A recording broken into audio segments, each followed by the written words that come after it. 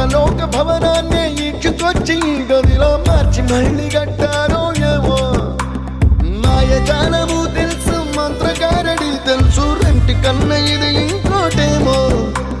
నీలాకాశం నేలాకొస్తే ఇట్టాగే ఉంటాదో ఏమో ఈ సంతోషం దాచాలంటే హృదయాలు